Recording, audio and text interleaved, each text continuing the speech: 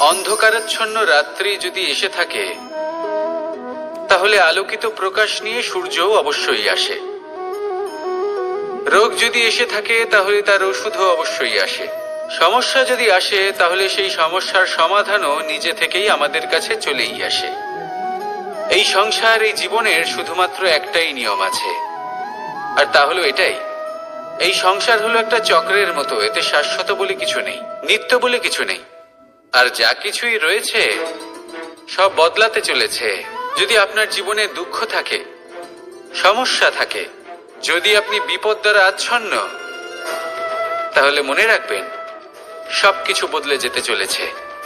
দুঃখের সময় কাঁদবেন না, মনকে আরো দুঃখী করে তুলবেন না, কারণ এখানে যা কিছুই এসেছে তা যাওয়ার জন্যই এসেছে। তাহলে এত চিন্তা কিসের? আনন্দ সহকারে জীবন যাপন করুন, আর আমার সাথে ভালোবেসে বলুন, রাধা রাধা। যদি কোনো সিংহ বানরের মতো গাছে চড়তে চেষ্টা করে, তাহলে কি হবে? একটা মাছ যদি মাটিতে হাঁটতে চেষ্টা করে, তাহলে কি হবে? তারা বিফলই হবে। কিন্তু এরকম কেন হয়? তার কারণ হলো প্রকৃতির রচনা কিছুটা এরকম। এখানে প্রত্যেকটি ব্যক্তিকে, প্রত্যেকটি প্রাণীকে আলাদা আলাদা গুণের অধিকারী করা হয়েছে, এবং সকলকে একটা সীমাও প্রদান করা হয়েছে। এবার এই যে বৃক্ষ, পশু, পাখি, এদের মধ্যে সেই ক্ষমতাই নেই যে এরা নিজেদের যাচাই করতে পারবে, নিজেদের সীমাগুলো বুঝতে পারবে, নিজেদের সদ্গুণগুলো চিনতে পারবে। এরা সেটা করতে পারবে না। কিন্তু মানুষ তো আলাদা। মানুষের কাছে সেই বিশেষ শক্তি আছে যে তারা পূর্ণরূপে নিজেদের যাচাই করতে পারবে, নিজেকে পূর্ণরূপে বুঝতে পারবে, নিজের দোষ, নিজের অপগুণ, নিজের সদ্গুণ, নিজেদের সীমাগুলো তারা বুঝতে পারবে। আর এটা অত্যন্ত গুরুত্বপূর্ণ।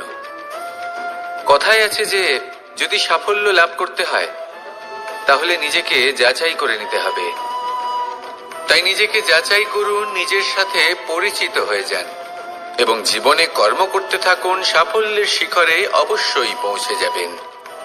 আর ওখানে যদি যান, তাহলে এই মন প্রসন্ন হয়ে অবশ্যই বলবে, রাধা রাধা। বনের মধ্যে যদি আপনি কোনো বিষাক্ত সাপ দেখেন, তাহলে কি করবেন? আপনি তখনই তার থেকে দূরে পালাতে চেষ্টা করবেন। আর এটা কেন করবেন? নিজের রক্ষার্থে। এই কথা আমি নয় মেনে নিলাম, কিন্তু নিজের জীবনে এটা করেন না কেন? আপনি যেখানেই যান, যে স্থানেই যান না কেন, প্রত্যেক সময়, প্রত্যেক মুহূর্তে এমন বিষাক্ত সাপ আপনি অবশ্যই খুঁজে পাবেন। আর সেই সাপ নয় যাদের আপনি বনে খুঁজে পাবেন। এরা হলো সেই সাপ যা আপনাকে পাপ করতে বাধ্য করবে। আপনার অন্তরের বাসনা, ক্রোধ, অহংকার, লোভ, ঈর্ষা, এদের বৃদ্ধি ঘটাবে। দেখুন, বনের এই সাপ আপনাকে একবার ছেড়ে দিতেও পারে, ছোবল নাও মারতে পারে, কিন্তু এই যে পাপরূপী সাপ আছে, তা অবশ্যই ছোবল মারবে। কর্ম যদি করেন, তাহলে অবশ্যই ফল পাবেন। সেই জন্য যখনই কোথাও যাবেন, যদি এমন কাউকে দেখেন, যদি এমন কিছু দেখেন যে আপনাকে পাপ করতে বাধ্য করছে, তাহলে সেই মুহূর্তে সেখান থেকে পালিয়ে যান। যেমন বনের সাপ দেখে আপনি পালাতে থাকেন। সৎকর্মের রক্ষা অত্যন্ত আবশ্যক। আসুন আর আমার সাথে ভালোবেসে বলুন, রাধা রাধা।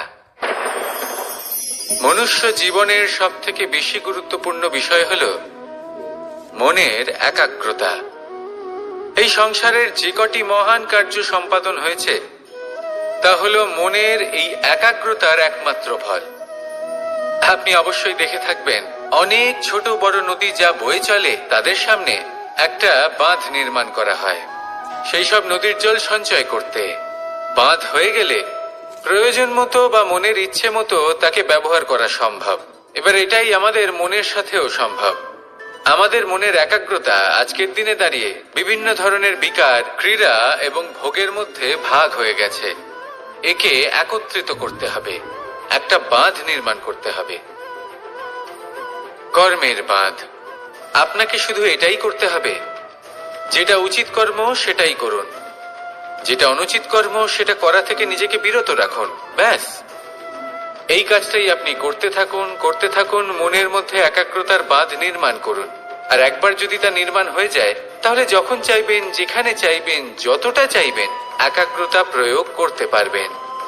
আর একবার যদি আপনি এটা শিখে যান, তাহলে এই সংসারকে বদলে ফেলার মতো কাজ আপনি করতে পারবেন, সমাজকে শোধরাবার মতো কাজ করতে পারবেন। তাহলে এই মনকে একাগ্র করুন আর আমার সাথে ভালোবেসে বলুন, রাধা রাধা। আমরা সবাই ফল খাই, কিন্তু আমাদের সেই ফলই প্রিয় হয় যে পরিপক্ক হয়ে ওঠে, যেটা নম্র হয়, আর যে ফল অনেক বেশি মিষ্টি আর সুস্বাদু হয়ে থাকে, যাদের রঙে বাহার দেখা যায়। সেইভাবে জীবনে আমরা নানান মানুষের সাথে পরিচিত হই, কিন্তু সেই মানুষই আমাদের মন ছুঁয়ে যায় যারা বিনম্র স্বভাবের, যাদের বাণী খুব মধুর, যাদের অন্তরে আত্মবিশ্বাসের একটা তেজ, একটা রং দেখা যায়। এবার এমন ব্যক্তি আমরা কি করে হব? ঠিক সেইভাবেই যেমন একটা ফল রোদ, বর্ষা, শীত, বায়ু এই সকল সংকটময় পরিস্থিতির সম্মুখীন হয়ে পরিপক্ক হয়ে ওঠে, সেইভাবেই মানুষ সংকটময় পরিস্থিতির সম্মুখীন হয়ে পরিপক্ক হয়ে ওঠেন। যদি এই সংকটের সম্মুখীন হন, তাহলে অভিজ্ঞ হবেন, আর এই অভিজ্ঞতাই শিক্ষা দিয়ে যাবে। এই অভিজ্ঞতা আমাদের শিখিয়ে দেয় যে আমাদের বিনম্র থাকতে হবে। অহংকার করে কোনো লাভ নেই। মধুর বাণীর যে কি মূল্য তা আমরা শিখতে পারি। এই অভিজ্ঞতাই আমাদের বুঝিয়ে দেয় যে উচিত অনুচিত কোনটা, আমাদের দৃষ্টিভঙ্গি তৈরি করে, আর এই দৃষ্টিভঙ্গি দ্বারা আত্মবিশ্বাস জাগ্রত হয়। সেই জন্য জীবনে কখনো বিপদ থেকে দূরে পালাবেন না, সেগুলোর সম্মুখীন হন, অভিজ্ঞতা লাভ করুন, তার থেকে শিক্ষা লাভ করুন, এইভাবেই পরিপক্ক হবেন। আসুন আমার সাথে ভালোবেসে বলুন, রাধা রাধা। ধন সঞ্চয় করা সম্ভব, আর সেই জন্য ধন সব থেকে বেশি মূল্যবান সম্পত্তি নয়। এবার আপনি বলবেন, এ আমি কি বলছি? এই ধন খুব মূল্যবান, আমরা সকলে অর্জন করতে ব্যস্ত। সেটা এই কারণে, কারণ আপনারা জানেন না এই সংসারের সব থেকে বেশি মূল্যবান সম্পত্তি কি। এ হলো সেই সম্পত্তি যা কখনো সঞ্চয় করা সম্ভব নয়। আপনার কাছে যতই ধন থাকুক, তা দিয়ে আপনি স্বাস্থ্য লাভ করতে পারেন, বাড়ি কিনতে পারেন, আদি ইত্যাদি, কিন্তু আপনি যতই ধনী হন না কেন, ফেলে আসা দিনের একটা মুহূর্ত আপনি লাভ করতে পারবেন না। এই একটা মুহূর্ত, এই সময়, এটাই হলো সংসারের সব থেকে মূল্যবান সম্পত্তি। একবার চলে গেলে তা কখনোই ফিরে আসে না। আর এই মুহূর্ত যতই চলে যাক না কেন, আমরা স্মৃতির মাধ্যমে সেগুলি যাপন করতে পারি, তার আনন্দ উপভোগ করতে পারি। আর যার সাথে আমরা সময় অতিবাহিত করেছি, তার স্মৃতিতে আমরা চিরকাল জীবিত থাকতে পারি। সেই জন্য সময় সব থেকে মূল্যবান সম্পত্তি, তাকে এইভাবে নষ্ট করবেন না। প্রত্যেকটা মুহূর্ত উপভোগ করুন, আনন্দ করুন, আর ভালোবেসে বলুন, রাধা রাধা। কনক, কি সুন্দর একটা শব্দ। এর অনেকগুলো রূপ রয়েছে, অনেকগুলো অর্থও রয়েছে। প্রথম অর্থ হলো স্বর্ণ, অর্থাৎ সম্পত্তি। দ্বিতীয় অর্থ ধুতুরা, অর্থাৎ গাছের ছোট একটা বীজ, যা কিনা অত্যন্ত শক্তিশালী হয়। যদি বেশি মাত্রায় এর প্রয়োগ করা হয়, তাহলে এটা বিষময় হয়ে উঠতে পারে। এই হলো সেই ধুতুরা, যার প্রয়োগ মহাদেবের পুজোতে করা হয়। এবার প্রশ্ন হলো এটাই যে এই স্বর্ণ এবং এই ধুতুরার মধ্যে মিল কি রয়েছে। মিল হলো এটাই যে এই দুটোই মানুষকে মত্ত করে তোলে। ধুতুরা মানুষকে তখন মত্ত করে যখন তাকে সেবন করা হয়, কিন্তু স্বর্ণ, ধন, সম্পত্তি, মানুষ এটা যতটাই অর্জন করে নেয় সেটাই যথেষ্ট। এই স্বর্ণ মানুষের ভাবনা চিন্তা করার ক্ষমতাকে বশ করে ফেলে।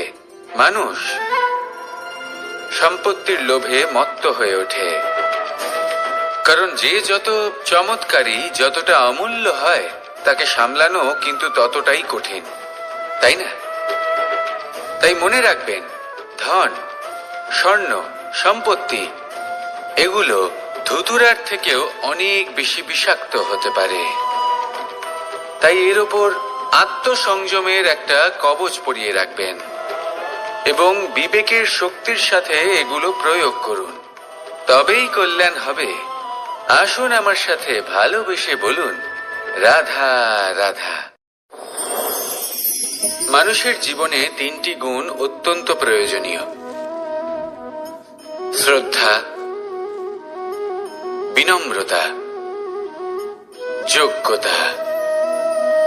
যদি জ্ঞান লাভ করতে চান তাহলে শ্রদ্ধার প্রয়োজন, যদি মান লাভ করতে চান তাহলে স্বভাবে বিনম্র হওয়া প্রয়োজন, আর যদি মনোবাঞ্ছিত স্থান লাভ করতে চান তাহলে যোগ্যতার প্রয়োজন। বিষয়টা সহজ। শ্রদ্ধা আপনাকে জ্ঞান দেবে, নম্রতা আপনাকে মান, আর যোগ্যতা উচিত স্থান দেবে। কিন্তু যদি আপনি এই 3টি গুণ সম্মিলিত করেন তাহলে এমন কিছু লাভ করবেন যা এই সব কিছুর থেকে অনেক ঊর্ধ্বে। সম্মান। আর এ হলো সেই সম্মান যা প্রত্যেক মানুষের নিজের জীবনে লাভ করতে চেষ্টা করা উচিত, কারণ এই হলো সেই সম্মান যার কারণে আপনি চলে যাওয়ার পরেও এই সংসার আপনাকে ভালোবাসবে আর মনে রাখবে। আসুন আমার সাথে ভালোবেসে বলুন, রাধা রাধা। জীবনে গতি অত্যন্ত গুরুত্বপূর্ণ, মতিও হলো গুরুত্বপূর্ণ, এবং তার থেকেও বেশি গুরুত্বপূর্ণ হলো সঙ্গতি। একটা জলের ফোঁটা, তার মধ্যে গতি থাকে, প্রকৃতির মধ্যে তা লাভ করার ইচ্ছে নিহিত থাকে, কিন্তু এই যে সঙ্গতি তা নির্ধারিত করে যে এই জলের ফোঁটা ঝিনুকের মুখে পড়ে মুক্ততে পরিণত হবে নাকি বিষাক্ত সাপের মুখে পড়ে বিষে পরিণত হবে। এবার দেখুন, এই জঞ্জাল স্বর্ণকারের দোকানের সামনেও থাকে এবং জঞ্জাল একজন ব্যবসাদারের দোকানেও থাকে, কিন্তু জঞ্জাল যা স্বর্ণকারের দোকানে থাকে তা ব্যবসাদারের দোকানের জঞ্জালের থেকে অনেক বেশি মূল্যবান, কারণ তার মধ্যে সোনার কণার সঙ্গতি থাকে। সেই জন্য জীবনে সঙ্গতির উপর বিশেষ গুরুত্ব দেবেন। যেমন সঙ্গতি তেমনই আপনি হবেন। আসুন আমার সাথে ভালোবেসে বলুন, রাধা রাধা। প্রত্যেক প্রাণী ভালোভাবে জীবন যাপন করতে চান, এটা তাদের স্বভাবে আছে এবং ভাবাটা অনুচিত নয়। কিন্তু একটা ভালো জীবনের গুরুত্বপূর্ণ অংশ কোনটা? বসবাসের স্থান, সেই স্থান যেখানে আমরা জীবন অতিবাহিত করি। এবার মানুষ ভাবতে পারেন যে একটা ভালো বাসস্থানের অর্থ কি? সেই স্থান যেখানে সহজে জল পাওয়া যায়, যেখানে শুদ্ধ বায়ু পাওয়া যায়, যেখানে আনাজ উৎপন্ন হয়। এটা জীবনযাপনের জন্য পর্যাপ্ত বটে, কিন্তু ভালো জীবন যাপনের জন্য আরো একটা কথা আপনাকে বুঝতে হবে। সাধু, জ্ঞানী, পণ্ডিত ব্যক্তি, এই সকল মহাপুরুষ, এনাদের যে বাসস্থান তা অত্যন্ত বিশেষ হয়। এখানে এক ধরনের বিশেষ ইতিবাচক শক্তি থাকে, এমন একটা স্থান যেখানে দেবতারাও বিচরণ করেন। জীবন আমরা সবাই যাপন করি, কিন্তু জীবনের উদ্দেশ্য শুধুমাত্র জীবন যাপন করা নয়। জীবনের উদ্দেশ্য হলো মুক্তি লাভ করা।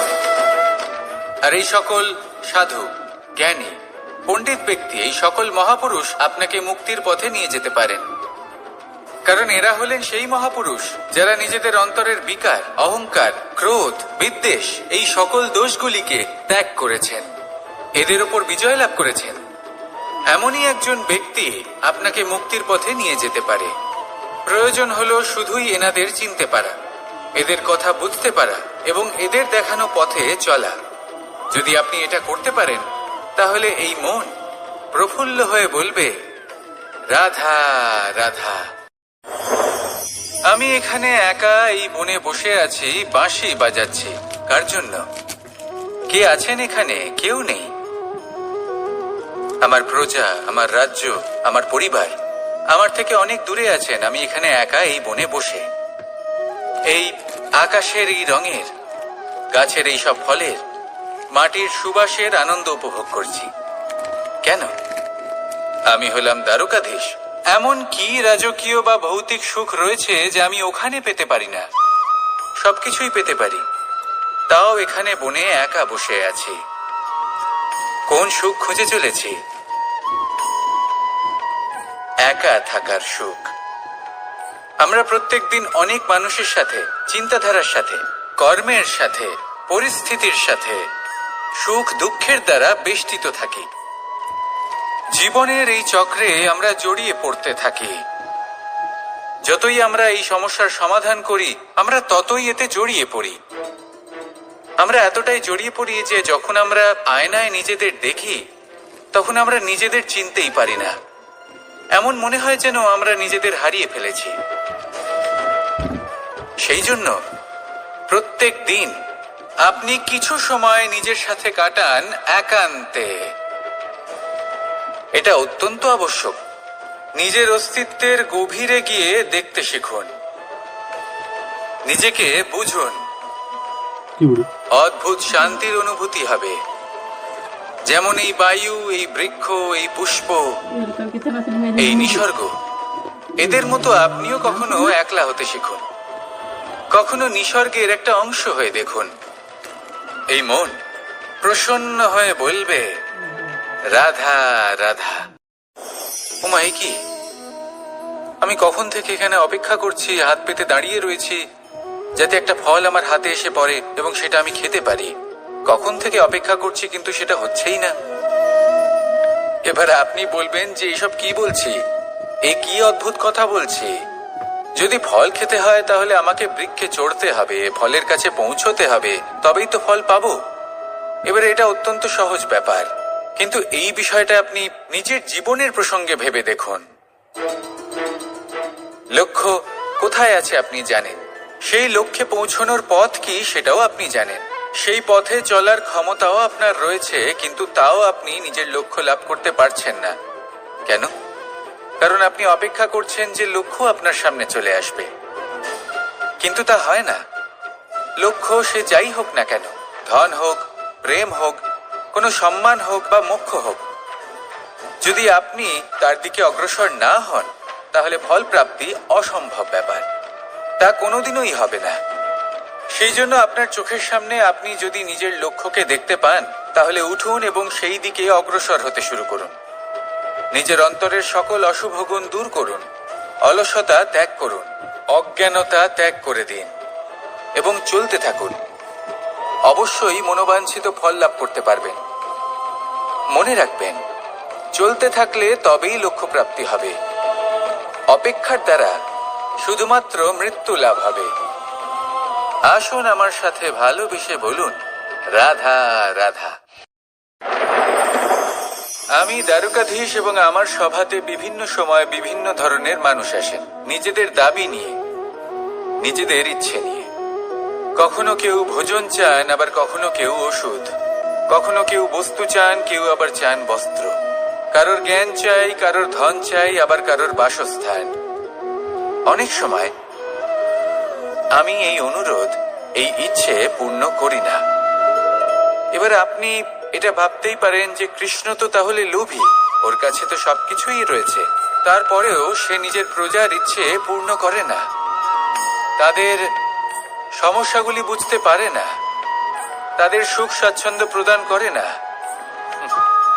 আসল সত্য হলো এটাই যে কোনো সবল ব্যক্তি, যে কোনো গৃহস্থ ব্যক্তি যে কাজ করতে সক্ষম, তার পরিশ্রম দ্বারাই নিজের প্রয়োজনগুলি এবং ইচ্ছেগুলি পূরণ করা উচিত। এটা অত্যন্ত প্রয়োজনীয়। আর এগুলো তিনি করতে পারেন শিল্প, ব্যবসা, আচরণ অথবা জ্ঞানের ভিত্তিতে। এই পথে চলতে হবে, পরিশ্রম করতে হবে, তবেই সে কিছু অর্জন করতে পারবে। এবার এমন কোনো ব্যক্তি যার এই সব কিছুতে কোনো রুচি নেই, যে কিছুই করতে চায় না, সে কিছুই অর্জন করতে পারবে না। এবার এরকম কোনো ব্যক্তিকে যদি আমি কোনো বস্তু প্রদান করি, তাহলে কি হবে? সে পরাধীন হয়ে যাবে, আর সেটা উচিত হবে না। তাহলে কি করা উচিত? তাকে পথ দেখানো, তাকে বোঝাতে হবে যে কোন পথে চলে তুমি নিজের লক্ষ্য প্রাপ্ত করতে পারবে। শিল্প, জ্ঞান, আচরণ এবং ব্যবসা, এই পথে কিভাবে চলে সেটা শেখাতে হবে। আর আমি সেটাই করি। তার ফলে কি হয়? ব্যক্তি স্বাধীন হয়ে যায়। সংসারে সে যা চাইবে তাই প্রাপ্ত করতে পারবে, কখনো কারোর থেকে কিছু চাইবার প্রয়োজন পড়বেই না। এই কথাটা সবসময় মনে রাখবেন। যখনই দান করবেন তা ভাবনা চিন্তা করে এমন ভাবে দান করবেন যাতে সামনের ব্যক্তি স্বাধীন হতে পারেন, পরাধীন নয়। আসুন আমার সাথে ভালোবেসে বলুন রাধা রাধা করতে শিখুন। পাণ্ডবরা বন থেকে এসেছিলেন। ওনাদের কাছে না কোনো ধন ছিল, না কোনো সম্পদ, না বিদ্যা। নিজের পরিশ্রমের দ্বারা ওনারা বিদ্যা অর্জন করেছিলেন, আর তার দ্বারাই সম্পদ অর্জন করলেন আর ধনও অর্জন করলেন। এই পাণ্ডব ছিলেন অত্যন্ত কুশল এবং শক্তিশালী। যুধিষ্ঠির নিজের পরিশ্রম দ্বারা এমন জ্ঞান অর্জন করেছিলেন যে এই সংসার ওনাকে ধর্মরাজ যুধিষ্ঠির অভিহিত করেছিল। দেখতে গেলে পাণ্ডবদের কাছে সবকিছুই ছিল, কিন্তু যখন বিষয় এলো আরো ধন লাভ করার, তখন যুধিষ্ঠির, যিনি পাণ্ডবদের মধ্যে জ্যেষ্ঠ, তিনি সকল পাণ্ডবদের সাথে দ্যুতক্রীড়ায় অংশগ্রহণ করে ফেললেন। এর ফলে না শুধু ধনলক্ষ্মী, ধর্মলক্ষ্মী, বিবেক লক্ষ্মীকেও হারালেন, আর শুধু তাই নয়, নিজের গৃহলক্ষ্মী দ্রৌপদীকেও হারিয়ে ফেললেন। এর কারণ কি? ভুলে গেলেন খুব সহজ একটা কথা। এই সংসারে সম্মান এবং সাফল্য দুটোই পরিশ্রমের দ্বারা লাভ করতে হয়, কিন্তু দ্যুতক্রীড়ার এই খেলা আমাদের ভাগ্যের উপর নির্ভরশীল। এই সংসারে দুটি পথ রয়েছে। একটা পথ যেখানে কর্ম এবং পরিশ্রমের দ্বারা আপনি নিজের পথ নিজেই রচনা করতে পারবেন, আর দ্বিতীয় পথ হলো যেখানে এই ভাগ্য এক মুহূর্তে আপনাকে শিখরেও পৌঁছে দিতে পারে, আবার ধূলিসাৎ করে দিতে পারে। আপনি কোন পথ বাছবেন সেই চয়ন আপনারই। আসুন আর আমার সাথে ভালোবেসে বলুন রাধা রাধা। কোনো এক সময়ের ঘটনা এটা। মা এবং বাবা হাটে গিয়েছিলেন, তখন আমি আর দাদা গিয়েছিলাম গরু চড়াতে। আমরা বাড়ি ফিরে এলাম, আর মা সেই সময় একটা কাজ করতেন। যখনই হাটে যেতেন দরজা তালা বন্ধ করে যেতেন। উনি খুব ভালো করে জানতেন যে যদি ওনার এই মাখন চোর সঠিক সময়ে পৌঁছে যায় তাহলে এক ফোঁটাও মাখন আর অবশিষ্ট থাকবে না। এবার ঘটনা কিছুটা এরকম হলো যে মা আর বাবা মাঝে মাঝে হাটে যেতেন, তাই মাঝে মাঝেই দরজা তালা বন্ধ করতে হতো। যখন মা আর বাবা ফিরে এলেন তখন বাবা ভুলে গিয়েছিলেন যে এই চাবির গোছা থেকে ঠিক কোন চাবিটা দরজার তালা খোলার জন্য উপযোগী। উনি চেষ্টা করতে শুরু করে দিলেন। একটার পর একটা চাবি দিয়ে উনি চেষ্টা করতে থাকলেন, কিন্তু সেই দরজার তালা তো খুলতেই চাইছিল না। ওনার মাথা থেকে ঘাম পড়তে শুরু করলো। তখন মা বললেন যে তালা ভেঙে দেওয়া যাক। মা চলে গেলেন, আর বাবা বললেন না না দাঁড়াও, আর কিছু চাবি বাকি আছে, এটা হয়তো খুলতে পারবো। মা হাতুড়ি নিয়ে চলে এলেন সেই তালা ভাঙার জন্য, আর তখনই বাবা শেষ চাবিটা প্রয়োগ করলেন আর দরজার তালা খুলে গেল। যদি উনি চেষ্টা না করতেন তাহলে এই তালাটাও ভেঙে যেত আর চাবিটাও নষ্ট হয়ে যেত, ঠিক কিনা? এবার এই ঘটনাটা আমি দেখেছিলাম, আর আমার মনে হলো যে কখনো কখনো এই চাবির গোছার মধ্যে থেকে শেষ চাবিটাও কিন্তু জীবনের দরজা খুলে দিতে পারে। সেজন্য আপনি যদি জীবনে সাফল্য লাভ করতে চেষ্টা করেন, নিজের লক্ষ্যে পৌঁছতে চান, তাহলে হার মানবেন না।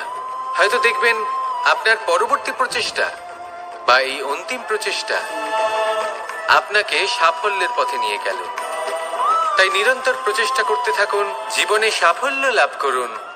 যজ্ঞের আগুনকে শুভ বলে মনে করা হয়, আর সেখানেই চিতার আগুনকে অশুভ মনে করা হয়। এমনটা কেন হয়? এখানে বিষয়টা হলো লক্ষ্য, বিচার এবং সঙ্গের। যখন আমরা যজ্ঞ করি তখন আমাদের লক্ষ্য কি হয়? পরিবেশকে আরো পবিত্র করে তোলা, ইতিবাচক করে তোলা। আমাদের লক্ষ্য শুভ হয়। তারপরে আসে বিচার। এই পরিস্থিতিতে সেই বিচার হলো অগ্নি। স্ফুলিঙ্গ থেকে তীব্র আকার ধারণ করে সমস্ত কাঠকে পুড়িয়ে দেয় এবং সুগন্ধ ছড়িয়ে দেয়। অর্থাৎ যদি আপনার লক্ষ্য শুভ হয় তাহলে তার নিজেই শুভ বিচারধারাকে আমন্ত্রণ জানায়। এই শুভ বিচার তখনই আসবে যখন আপনার সংকল্প শুভ হবে। অন্যদিকে হলো চিতার আগুন। এর লক্ষ্য কি? একটা দেহকে পরধামে পৌঁছে দেওয়া। সবার শেষে সবকিছু আপনার উপরে নির্ভরশীল যে আপনি কোনটা চয়ন করতে চান। আপনার লক্ষ্য যদি শুভ হয় তাহলে আপনার বিচার এবং সঙ্গতি আর তার পরিণাম সবই শুভ হবে। আসুন আর আমার সাথে ভালোবেসে বলুন, রাধা রাধা। এই সংসারের প্রত্যেক বস্তুর, প্রত্যেক পরিস্থিতির, প্রত্যেক আবেগের দুটি দিক আছে। এর মধ্যে পার্থক্য করা সম্ভব শুধুমাত্র দৃষ্টিভঙ্গির দ্বারা। যদি কোনো ব্যক্তি পর্বত শিখরে দাঁড়িয়ে থাকেন তাহলে উনি এটাই দেখতে পাবেন যে এই জলের ধারা সমুদ্রের দিকে বয়ে চলেছে। আরেক ব্যক্তি যিনি সমুদ্রের কাছে দাঁড়িয়ে আছেন তার এটাই মনে হবে যে এই জলের ধারা সমুদ্রের দিকে আসছে। এখানে বিষয়টা হলো দৃষ্টিভঙ্গির, আর এটাই সময়ের সাথেও হয়ে থাকে। অনেক সময় মানুষ চিন্তিত হয়ে পড়েন, ত্রস্ত হয়ে পড়েন যে তার কাছে হয়তো খুব কম সময় আছে, তাতে তিনি অনেক কিছুই করতে পারবেন না, আর একটু সময় থাকলে খুব ভালো হতো। তিনি এইভাবেও ভাবতে পারেন যে অল্প হলেও সময় বাকি তো রয়েছে, অর্থাৎ যা অবশিষ্ট আছে তাকে সংরক্ষণও করা সম্ভব, তাতে জীবন যাপনও করা সম্ভব। আর এটা নির্ভর করছে আপনার উপর। তাই দৃষ্টিভঙ্গি ইতিবাচক রাখুন। জীবনে দুই ধরনের আবেগ রয়েছে যার কোনো মূল্য নেই। আমার কথার অর্থ এটা নয় যে এদের কোনো গুরুত্ব নেই, গুরুত্ব যথেষ্টই রয়েছে, শুধু এদের জন্য আপনাকে কোনো মূল্য দিতে হয় না। প্রথম আবেগ হলো আনন্দ, প্রসন্নতা। এটা আপনি যে কোনো জায়গায় খুঁজে পেতে পারেন যদি আপনি খুঁজে পেতে চান। আপনি কোনো পুষ্পের সৌন্দর্য দেখে প্রসন্ন হতে পারেন। বায়ুর কারণে যখন একটি বৃক্ষ শিহরিত হয় সেটা দেখে আপনি প্রসন্ন হতে পারেন। একটা ছোট্ট শিশুর কলরব শুনেও আপনি প্রসন্ন হতে পারেন। একটা ক্রন্দনরত বালককে হাসিয়ে আপনি প্রসন্ন হতে পারেন। সবকিছু আপনার উপর নির্ভরশীল। সেখানে আরেকটি আবেগ হলো দুশ্চিন্তা। মানুষ বড়ই দুশ্চিন্তা করতে থাকে। আজ আমি এই কাজ করেছি, সেই বিষয়ে চিন্তা। আজ আমি এই কাজ করতে পারিনি, সেই বিষয়ে চিন্তা। কাল আমাকে এই কাজ করতে হবে, সেই নিয়ে চিন্তা। আমি কি সেই কাজটা করতে পারবো, সেই বিষয়েও দুশ্চিন্তা। চিন্তা সর্বত্র রয়েছে, যার জন্য মূল্য দিতে হয় না। যত চান আপনি একত্রিত করতে পারেন। একটা গুরুত্বপূর্ণ কথা মনে রাখবেন, প্রসন্নতা জীবনের একটা নতুন সূত্রপাত। সেখানে দুশ্চিন্তা হলো জীবনের চিতার সমান। এবার এই দুটি আবেগ হলো মূল্যহীন, দুটোই আপনার সামনে আছে। কোনটা চয়ন করবেন আপনি, দুশ্চিন্তা নাকি প্রসন্নতা? সিদ্ধান্ত আপনারই। আসুন আর আমার সাথে ভালোবেসে বলুন, রাধা রাধা। ধন, সম্পত্তি, এগুলো আসলে কি? এগুলো শুধু সেই মূল্য যার দ্বারা আমরা কোনো কিছু অর্জন করতে পারি। এবার এই ধনের দ্বারা এই সংসারে অনেক কিছু লাভ করা সম্ভব, কিন্তু সেই সব কিছুই শুধুমাত্র ভৌতিক বস্তুই হবে, ভৌতিক সামগ্রী, ভৌতিক সুবিধা। অর্থাৎ আপনার কাছে যতই ধন থাকুক তা আপনাকে শান্তির ঘুম এনে দিতে পারবে না, আপনাকে জীবনের বাস্তব সুখের অনুভূতি লাভ করাতে পারবে না, কারণ এগুলো ভৌতিক ধন। এই ভৌতিক বস্তুই অর্জন করাতে সক্ষম। বাস্তবিক ধন কি? যদি এই প্রশ্ন আপনার মনে আসে তাহলে তার উত্তর আমি আপনাকে দেব একটা উদাহরণের মাধ্যমে। কখনো আপনি শুনে থাকবেন যে একজন পিতা আজীবন অনিষ্ট করেন, অনর্থ করেন, খারাপ কাজ করেন শুধু ধন অর্জনের জন্য। তিনি ভাবেন যে আমি ধন অর্জন করব আর নিজের সন্তানকে একটা উজ্জ্বল ভবিষ্যৎ প্রদান করব, একটা সুখ স্বাচ্ছন্দ্যময় জীবন দান করব। এবার সন্তান যখন জন্ম লাভ করে তখন সে ভাগ্যের জোরে সেই ধন ভোগ করে। যেরকম সে পায় সেরকমই তার ব্যবহার সে করে। কখনো আপনি এটাও দেখে থাকবেন যে সেই সন্তান সমস্ত ধন নষ্ট করে ফেলে, আর সেই পিতা যিনি সমস্ত ধন সঞ্চয় করেছেন, যিনি সেই ধনের প্রভু, আজ সেই ধনের প্রহরী হয়ে রয়েছেন। এবার এরকম কেন হয়? এরকম তখনই হয় যখন সেই পিতা বুঝতেই পারেন না যে তার জীবনের আসল ধন কি। সেই আসল ধন তার সন্তানকে সে দিতেই পারে না।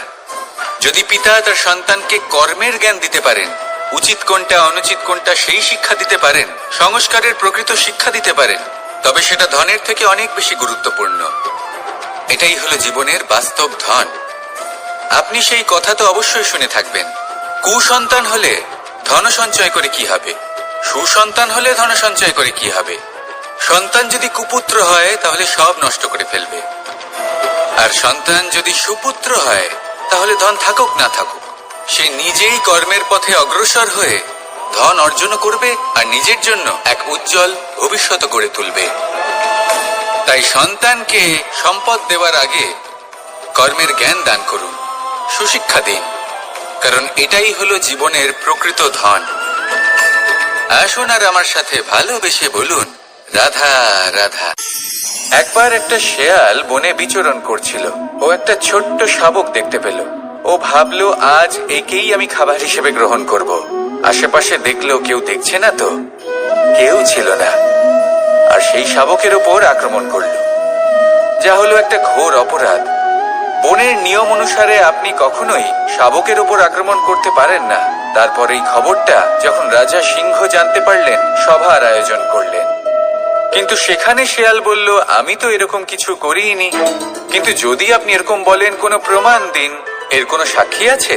তখন রাজা সিংহ পেঁচাকে ডেকে পাঠালেন, যে সেই মুহূর্তে বৃক্ষের শাখার ওপর বসেছিল, সে সব কিছু দেখেছিল। পেঁচা সব সত্যি কথা বলল, আর শেয়ালকে মৃত্যুদণ্ড দেয়া হলো। এবার এই কাহিনী আমি আপনাকে কেন শোনালাম? কারণ মানুষও কখনো কখনো এরকম কর্ম করেন যা শিয়াল করেছে। এটা ভাবেন কেউ দেখছে না, যখন আমি অনুচিত কর্ম করতেই পারি।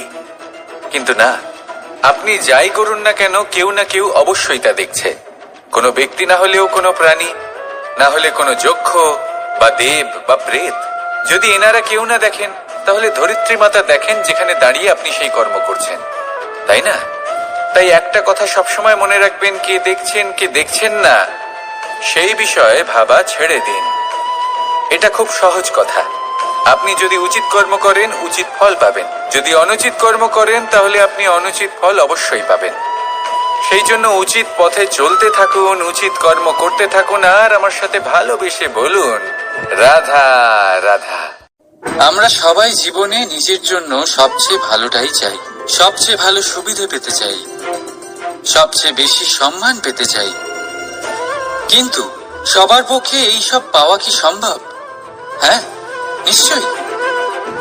শুধু একমাত্র বাধা সময়। আমাদের জীবনের কোনো স্থায়িত্ব নেই। তাই যদি সময়ের সদ্ব্যবহার করেন, তাহলে একটু সুবিধে হতে পারে। এবারে দেখুন, যাদের সবসময় স্বপ্ন দেখতে ভালো লাগে, তার জন্য রাত্রি কম পড়ে যায়। আর যারা স্বপ্ন পূরণ করতে চান, তাদের জন্য দিন কম পড়ে যায়। যারা সম্মান পেতে চান, তাদের জন্য সব সময় পরোপকার কম পড়ে যায়। আর যারা জ্ঞান অর্জন করতে চান, তাদের জন্য মনোসংযোগ। জীবনে যদি নিজের লক্ষ্যে পৌঁছতে চান, তবে সময়ের বিভাজন আপনাকে ঠিক করতেই হবে। মনে রাখবেন, রাধা রাধা। লোকে বলে জীবনে মেলামেশা করা অত্যন্ত আবশ্যক। এতে সম্পর্কের আধারও হয়, আবার ব্যবসাও চলে। কিন্তু সবচেয়ে বেশি গুরুত্বপূর্ণ হলো ব্যবহার। তাই এই বিষয়ে ভাবুন, আপনার জীবনে কে আপনার সাথে মেলামেশা করবে তা নিশ্চিত করে সময়। আপনি আপনার জীবনে কার সাথে মেলামেশা করবেন তা নিশ্চিত করবে আপনার হৃদয়। আপনি যাদের সাথে মিশছেন, তাদের হৃদয়ে আপনি কতক্ষণ থাকবেন তা নিশ্চিত করবে আপনার ব্যবহার। নিজের ব্যবহার ভালো রাখুন, সব ভালোই হবে। রাধা রাধা। এই ফুল দেখতে পাচ্ছেন আপনি? এটা সেই ফুল যার জীবন এই ডালে শুরু হয়েছিল। দর্শকদের চোখে প্রশংসা দেখল সে, মধুর লোভে মৌমাছিরা এলো, আর তারপর ডাল থেকে ভেঙে নিচে পড়ে গেল সে। কেন? নিয়তি এরকম কেন করলো ভাবুন। কারণ এই ডালেই ফুল হয়ে থাকাটা এই ফুলের জীবনের লক্ষ্য কখনোই ছিল না। এবার এই ফুল হয় দেবতাদের সজ্জায় ব্যবহৃত হবে, নয় কোনো কন্যার গয়নায় গাঁথা হবে, আর নয় কারোর প্রেম প্রদর্শনের মাধ্যম হবে।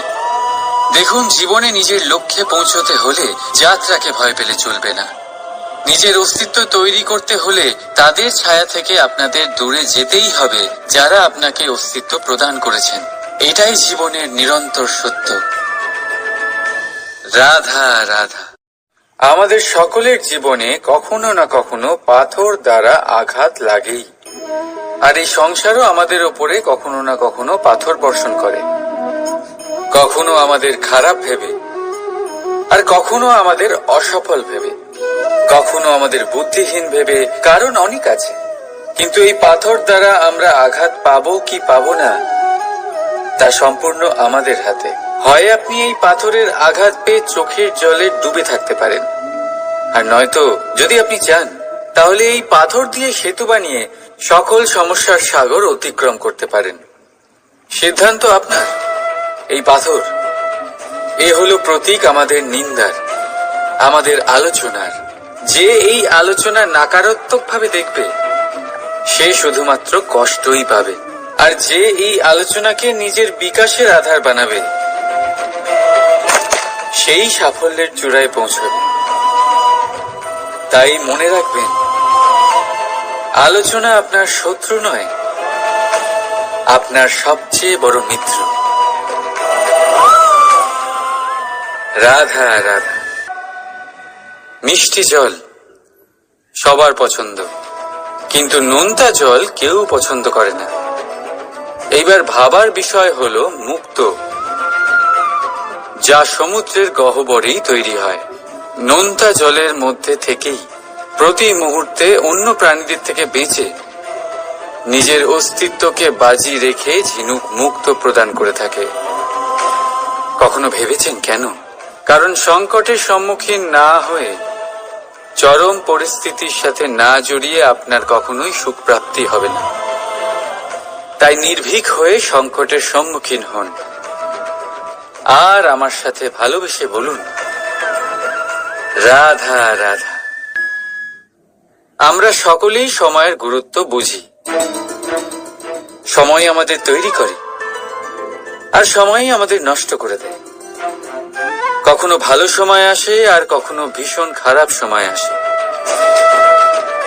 তবে আশ্চর্যের বিষয় এটাই যে সব জেনেও আমরা সময় নষ্ট করি। মনে রাখবেন, সময় শুধু বয়ে যায়, কখনো ফিরে আসে না। তাই ভালো সময় আসার অপেক্ষায় সময় নষ্ট করবেন না। যাই করবেন আজ, এক্ষুনি, এই মুহূর্তে শুরু করুন। তা সেটা কাউকে আনন্দ দেওয়াই হোক, বা নিজেকে বদলানোর চেষ্টা করা হোক, যাই হোক না কেন, বিলম্ব করবেন না। কারণ সময় শুধুমাত্র তাকেই সঙ্গ দেয় যে সর্বদা সময়কে সম্মান করে। রাধা রাধা। কথায় আছে সবকিছু সীমা থাকে, মুশকিলের, কষ্টের, সংকটের, অন্ধকারের। যার কোনো সীমা নেই তা হলো কেবলমাত্র কঠোর পরিশ্রমের। আপনি নিশ্চয়ই দেখেছেন, রাত্রি যতই অন্ধকারময় হোক, তারারা পরিশ্রম করে তার সাথে লড়তে থাকে, আর অবশেষে সকাল হয়েই যায়।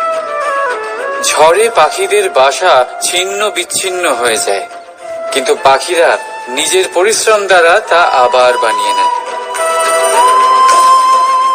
কারণ যা সীমিত তাকে অসীমের কাছে হারতে হয়, আর পরিশ্রম অসীম। রাধা রাধা। প্রবাহিত নদী কত সুন্দর হয়, বলিষ্ঠ হয়। যেদিক দিয়ে বয়ে যায় সেখানে এক নতুন জীবন প্রদান করে, ধরণীকে উর্বর করে, আকাল দূরে রাখে। আর হয়তো এই জন্যই নদীকে মায়ের মতো পুজো করা হয়। কিন্তু আপনি কি কখনো ভেবে দেখেছেন যে নদীর জন্ম কি করে হয়? এ কি শুরু থেকেই এমন বিশাল আর খরস্রোতা হয়? না, বৃষ্টির ছোট ছোট ফোঁটা একসাথে সম্মিলিত হয়ে এক সূক্ষ্ম ধারা তৈরি করে, আর সেই ধারাগুলি পর্বতের বরফ কেটে তাদেরকে গলিয়ে জলপ্রপাত হয়ে ঝরে পড়ে পাথরের সাথে ধাক্কা খেয়ে তারপরেই সে নদী হয়ে ওঠে। ঠিক সেইভাবেই এত সহজে কেউ মহান হয়ে ওঠে না। ছোট ছোট চেষ্টা মিলে এক বিশাল ব্যক্তিত্ব তৈরি করে। তাই জীবনে সর্বদাই চেষ্টা করতে থাকুন। অস্তিত্ব নিজে থেকেই প্রকাশ পাবে। রাধা রাধা। কখনো কখনো আমরা নিজের মা বাবার ওপর কতটা রেগে যাই, মনে করি ওনাদের মন আমাদের দিকেই নেই। আমরা ভাবি ওনাদের কাছে আমাদের কোনো অস্তিত্বই নেই, আর তাই আমরা রেগে যাই। কিন্তু আপনি কি কখনো এমন অনুভব করেছেন যে আমাদের চোখ দিয়ে আমরা আমাদের নাক কখনো দেখতেই পাই না, কারণ তা চোখের ভীষণই কাছে থাকে, দুই চোখের মাঝখানে। কিন্তু যখন কেউ মুখে আঘাত করে, হাত সর্বপ্রথম নাককেই সুরক্ষিত করার চেষ্টা করে। মাতা পিতাও অনেকটা এরকমই হয়। আপনার ভালোর জন্য, আপনার সুরক্ষার জন্য তারা সবসময় তৈরি। তাই তাদের প্রেমকে কখনো সন্দেহ করবেন না। আবশ্যক নয় তাদের প্রেম আপনি সবসময় স্পষ্টভাবে দেখতে পাবেন, কারণ এই এক এমন প্রেম যা সর্বদাই আপনার সাথে ঢাল হয়ে আপনার রক্ষা করতে থাকবে। রাধা রাধা। বাবুল গাছ কত বিশাল আকার হয়, পিপুল গাছও বিশাল আকার হয়। কিন্তু আপনি কি কখনো ভেবে দেখেছেন যে কেন বাবুল গাছ কেটে তা ব্যবহার করা হয়, আর কেনই বা পিপুল গাছকে পুজো করা হয়? এই জন্যই, কারণ পিপুল গাছ তার নিচে বসে থাকা পথিককে ছায়া প্রদান করে, নিজের ডালে অসংখ্য পাখিদের আশ্রয় দিয়ে থাকে, কাউকে কাঁটা ফুটিয়ে দূরে সরায় না, বরং তাকে শীতল ছায়া দিয়ে তার ক্লান্তি দূর করে। এই সংসারে যদি আপনি সম্মান পেতে চান, তবে পিপুল গাছের মতোই হতে হবে। কিছু দিতে শিখুন, আনন্দ, সুখ, শীতলতা দান করতে শিখুন, আর কাঁটার মতন কাউকে কখনো কষ্ট দেবেন না। সম্মান স্বয়ং হেঁটে আপনার কাছে আসবে। আর মন প্রসন্ন হয়ে বলবে, রাধা রাধা।